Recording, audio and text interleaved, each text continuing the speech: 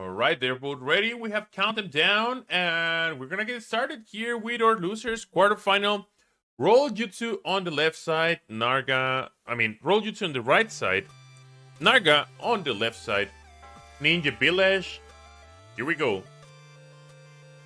Since there's not much to talk about Ninja Village, guys, you know the drill. Go ahead and play the little mini game that we all know to come and love.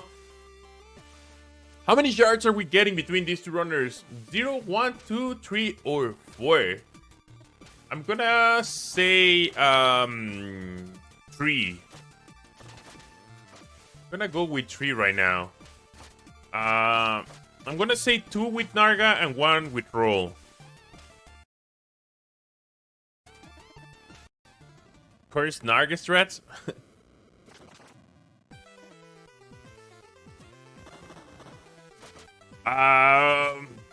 Your guess is as good as mine, Storm.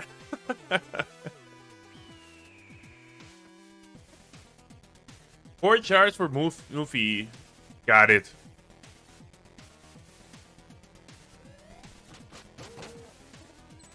There was 2 and 0. 0 for Narga, 2 for Roll. 1 for the Zerod Cat.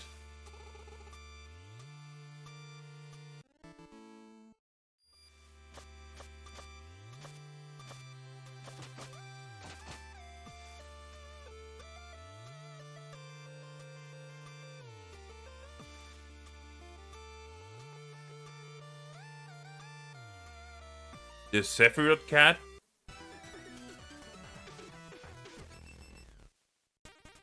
The final boss on Final Fantasy 7.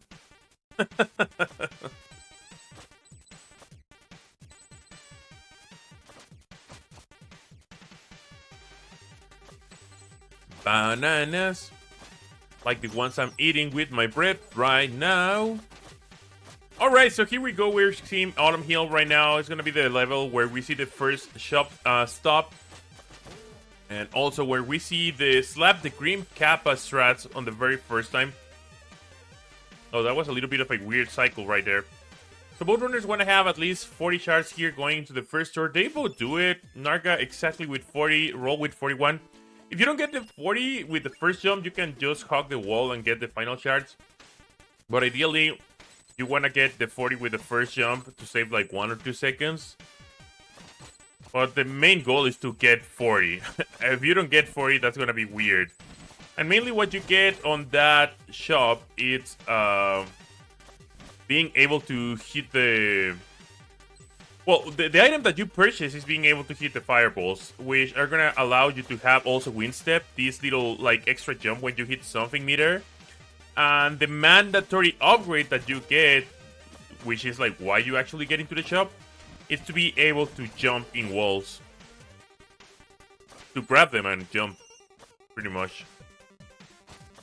So yeah, there's a few mandatory stops in the shops here through the game. And we're going to be seeing the runners trying to get a certain amount of specific shards to be able to also buy some extra upgrades besides the mandatory ones. Here we go. First time we are underwater. And if you notice that the sound changes, it's not your headphones or your speakers. Don't go ahead and try to change them. There's nothing wrong with them. The reason why the music changes is because music muffles underwater. Very interesting. Very, very interesting.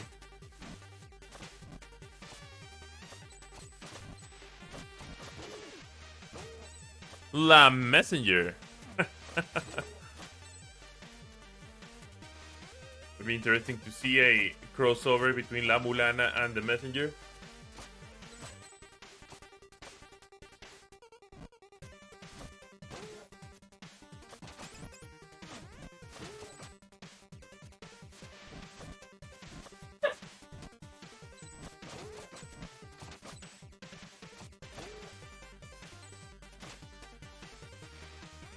There's something I really love about the room that they were both at a moment ago, in which you kind of raise that little fireball.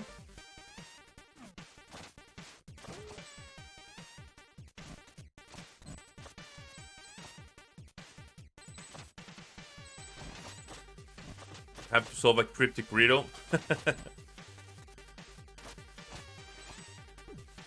Were there any puzzles in the messenger? I don't think there were any. Well, I know. Never mind. Never mind. They're like some like very easy to solve puzzles, like in the waterfall level, where you just switch flowers to a certain position to be able to get to the next part. Which, of course, as a speedrunner, you pretty much skip all of those sections. I think there's only one that you do need to do in the waterfall in the speedrun.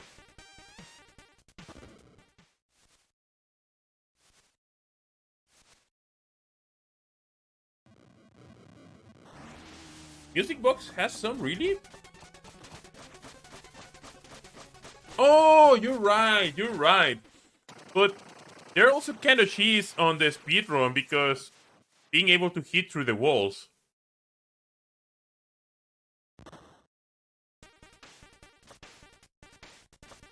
Oh, Picnic Panic. I've never, like...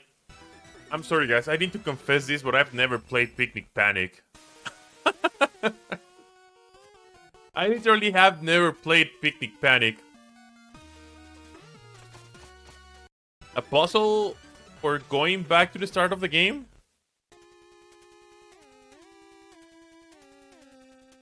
Oh, that's easy. So you can go to the cutscene on Ninja Village, but don't change into Autumn Hills so that you don't get a checkpoint on the game.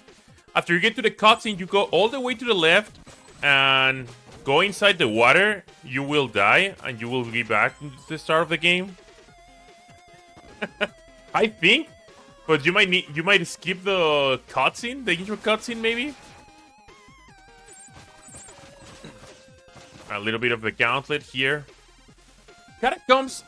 I mentioned this before, but Catacombs is my favorite level by far. Like, it's not even close. I really love when you're speedrunning against like cycle-based levels. It feels so good to beat like the cycle. It's easier to know whether you did a good or a bad job.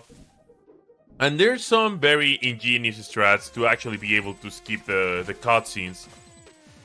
Like the butt scratch strat. Oh, the badonkadonk.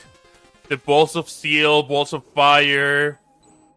There's some really nice stuff going on in Catacombs.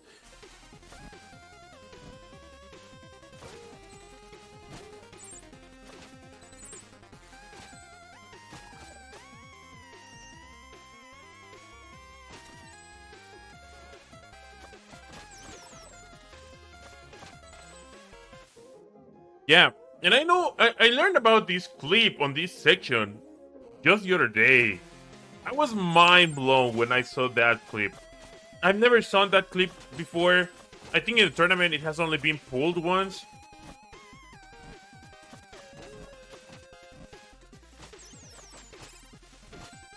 Oh, Catacombs has a lot of ball strats. And honestly, I think its names are well deserved because they definitely do take balls. Like you can die pretty easily by attempting those.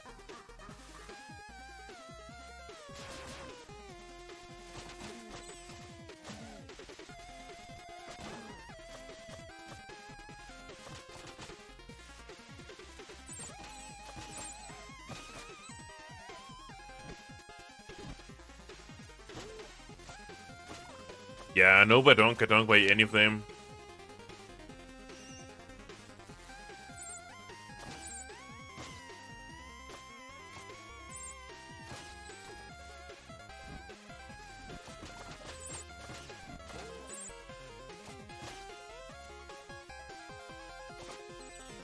A little bit of messy movement by both of these runners as well. I don't know if it's the tournament jitters or maybe it's the first run, so they didn't warm up properly or something.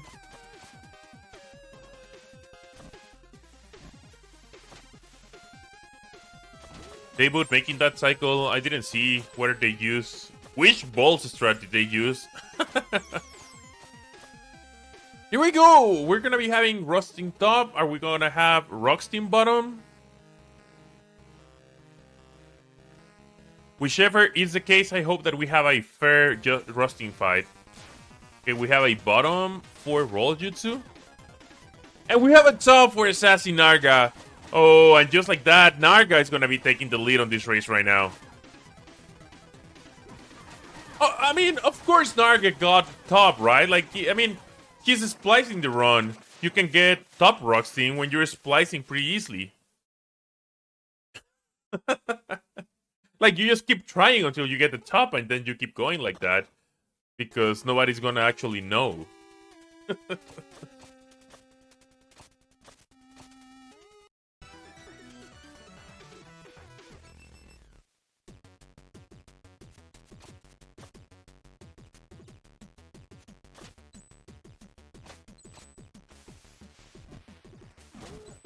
I like Chinese food. Chinese food is good for you.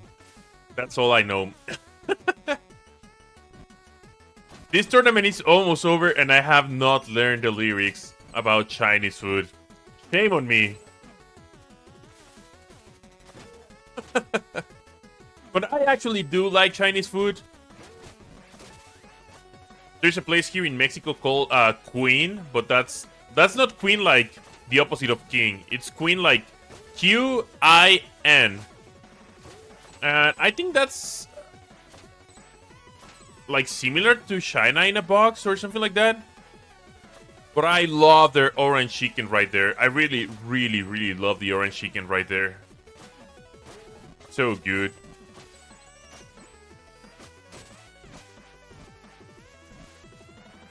I know. Orange chicken it's pretty OP. Okay, the next room is pretty important. Let's have a look at the next room here. Let's see what the strat of... Oh. If we can see... Oh, that was a really nice way of doing things. Roll does the same strat, but in, like, the second attempt. I don't know the name of all the variations of the strats on that room level. BC13, which is actually BC11 or vice versa or something like that. It feels like the strats there is like you're playing Tony Hawk, you know? Like you can get a show beat or a 360 show beat, but if you click another button, it's not a show beat anymore, it's a kick flip. But if you click the other button, you get a 360 click flip, and sometimes you might get a 900 or something like that. It's like you have like a million variations to do the same type of thing. So it's hard to learn all the names of all the different little variations on that one.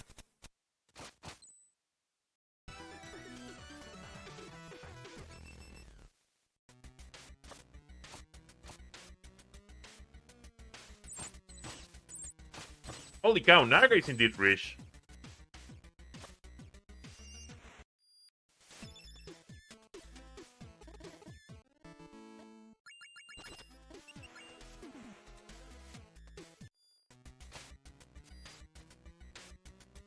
Roll barely got enough charts.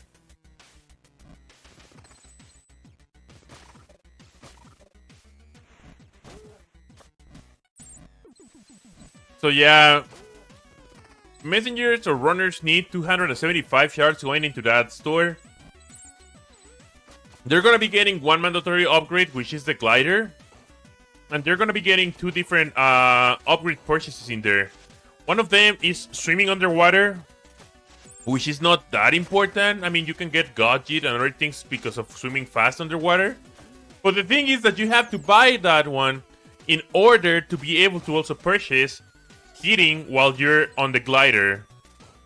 And that's the important one. And you can kind of do a grotto without that one. Like, for the most part, you can do the same grotto without hitting when you're on the glider. But it comes on a very important part when you're on Mushroom Quill. And they both got the DK ski. Very nicely done. And also, what it looked like in a very comfortable way. It was not that close in either side. Classic mistake, not being able to follow up splice runs. Roll is catching on with Narga. However, on the timers, there's a difference. It's hard to sync them up because They were synced up at the start of the race, but due to different loading times, they're not synced up anymore. Oh, no, no, no, no. Whoa, what? What a save was that? How did Roll not die on that one? What? How was that a save? No way. Holy cow. That's a save if I've ever seen one. That was pretty well done. That was pretty well reacted, executed. Like, holy cow, that was probably like the play of the race. And you know what? That can actually give him enough room to catch up with Narga. Because a death there would have been catastrophic, especially because he skipped one of the save spots. So he was gonna go like really far behind if he died there. I love these times like runners skip checkpoints, like save checkpoints, because they save 1 frame. The amazing amount of 1 frame by skipping a checkpoint. Which is crazy.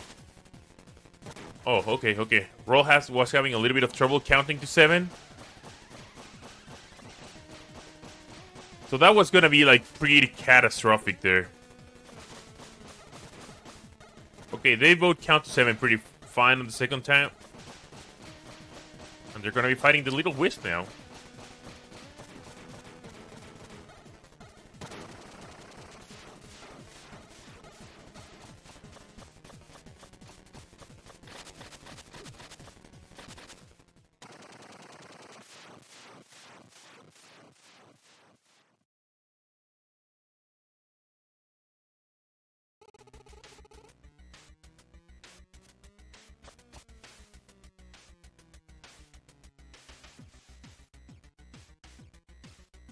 Alright.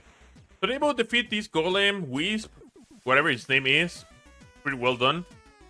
And I still think that the messenger is a little bit kind of the villain in this game. I mean, like, Rockstein doesn't seem like a bad guy, and you beat him. You bully the Phoebekins. Oh, Phobekins, I don't know how you pronounce that. Then you go ahead and destroy this Wisp's golem machine. He was just building a tunnel for people to go through properly between Grotto and Mushroom Quill. I guess the Queen of Blades is actually a bad enemy, I suppose. But then you go ahead and fight the Colossus inside. Like, they were just waiting for their flower to cook dinner. Why do you have to go and, like, freaking kick their butt? Like, I feel like we're playing, like, the villain. Or a very bad, like, oriented hero. Oh, the pendulum. Oh, no. Okay, oh. Roll having a little bit of trouble again. Normally, you don't hit any of the checkpoints on the whole right room. But that was kind of necessary there after getting hit by the pendulum. Yeah, you're kind of like the exit. Yeah, like, you end up saving the world. That's, yeah. But you do some evil things along the way. And then you get assigned your own messenger you gotta take care of. And you just sit at the store, like, not actually helping your messenger. Like, you let your own messenger die, the one that was assigned for you.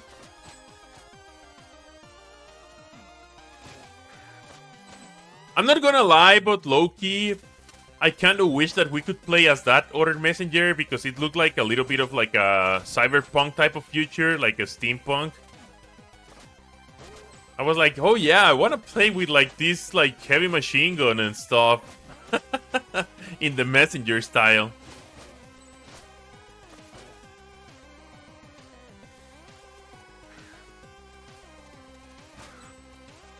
Wait, what?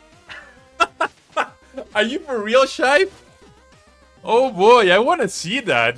I really do want to see that.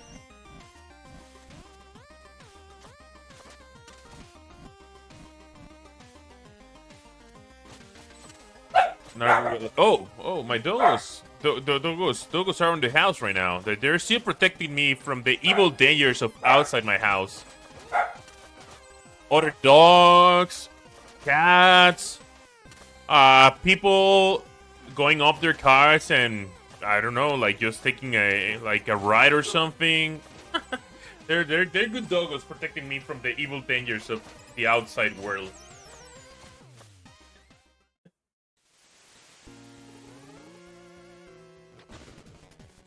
Alright, they're both on this fight right now.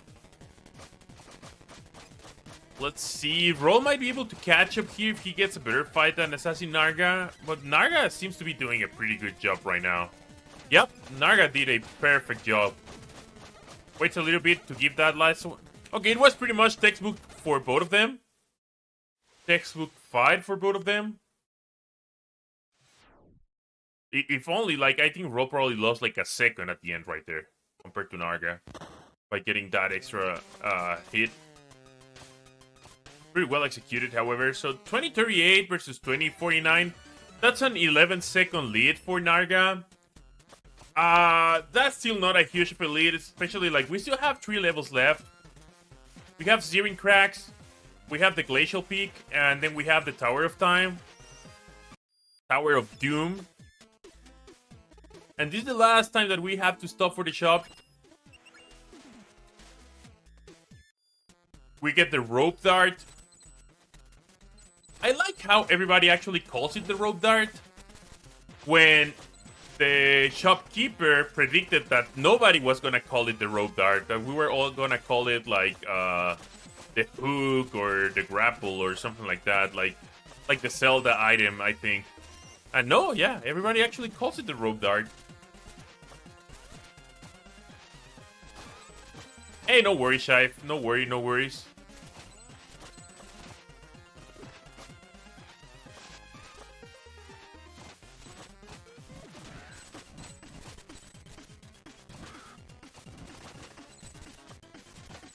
I will probably try to look it up as well later. Yeah, but here, going back to the speedrun, what is very important about the Rope Dart is that you gotta Rope Dart everything. That's a literal speedrun strat. You gotta Rope Dart everything.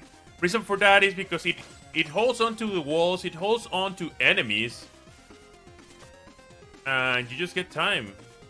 I mean, you just go faster whenever you do that. Oh, nice little teleport right there by Roll.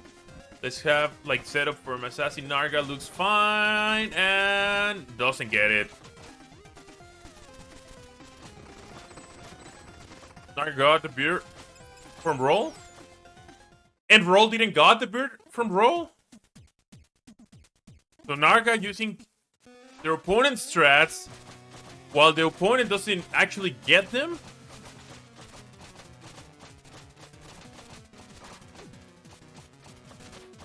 Okay, Kolos and Sai. Oh, we get the People's Elbow. Oh, we get double People Elbow. Okay, I think Orange Guy should be dead on Roll's side. And I think Narga also killed the Orange Guy. Oh no, that's very bad RNG for Roll right there. Oh, and I think Narga is gonna get a little bit of an advantage here again. Oh, Narga gets actually a second attack. Okay, so they're actually gonna be pretty close. I thought Narga was just gonna get one attack animation. Yeah, it seemed like almost about the same length of fight for both of these runners.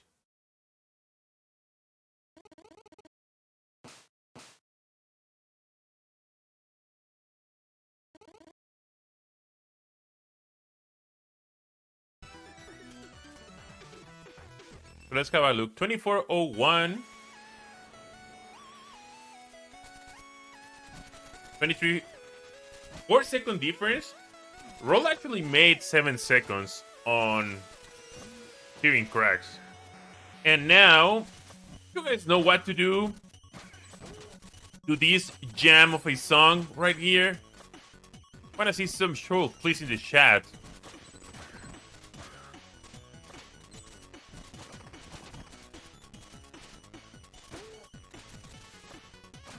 Courtesy of good OG runner 2C+. I would love to still see 2C+ competing on this game. He was one of the OG runners.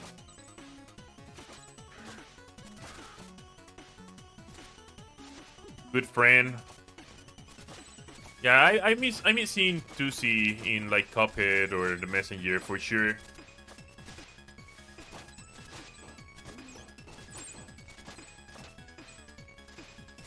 And he actually, for those of you that don't know, Tusi Plus actually won the only official sanctioned tournament from Sabotage Studios from the Messenger. And they did a really cool like little like statue for that tournament. It was any percent, it was not 80-bit out of bounds or anything like that. It was any percent, however. That was pretty cool.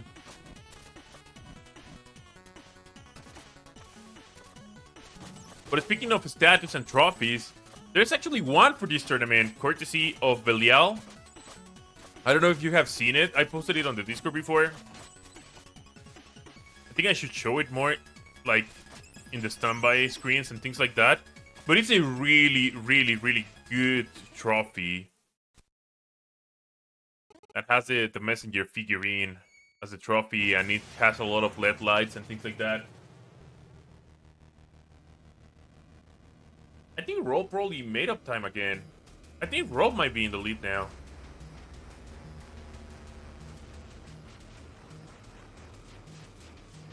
Seemed like Roll had a cleaner glacial peak.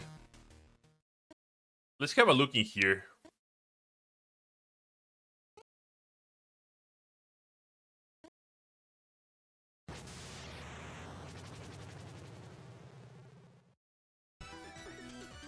Alright, so 26, 40. It's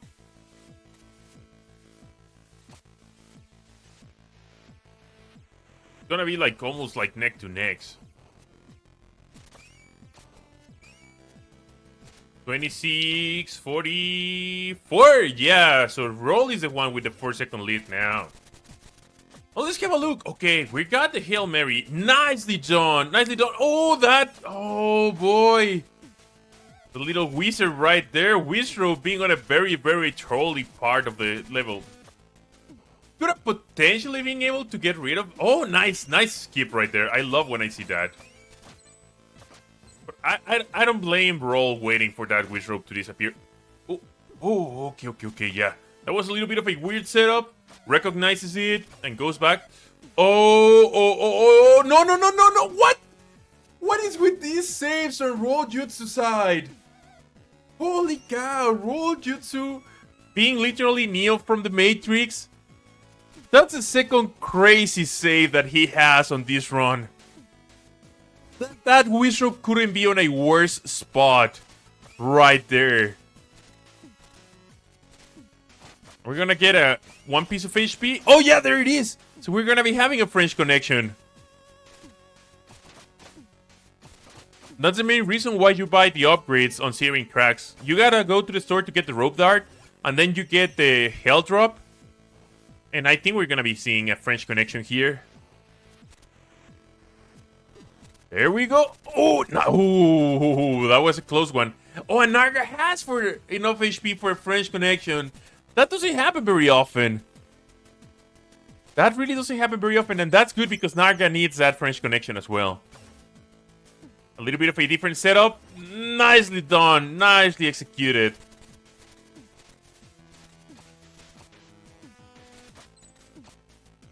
Well, this race should still be like super close right now. Okay, no walk of shame for Roll.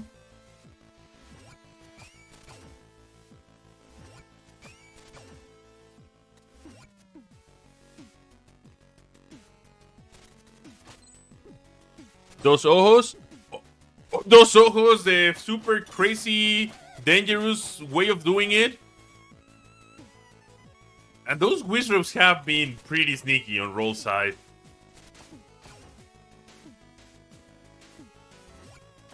Okay, Narga goes for the safer setup. Oh, but because Narga didn't have HP to go for the crazy one. That's why. I just noticed that. So pretty well done for both of them. Oh no, I think Narga actually got hit by the laser first, right? I think Narga did the exact same amount of damage on the Dos Ojos room, but like in the opposite way. Got hit by the laser first, and then got hit by the Ojo. and Roll got hit by the OOB first, and then got hit by the laser second. Good laser skip here. They're like super close. They're really like super close. It's gonna probably come down to like better fight here. So Roll starts the fight at 30-11. That's when the fight actually like started, like, when he got control of the character.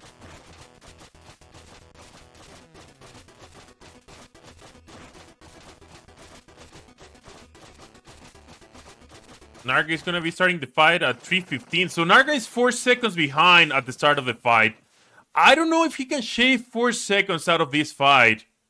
Oh, I think it's done. I think that was, like, he needed, like, the cleanest of the cleanest fights here. Yep.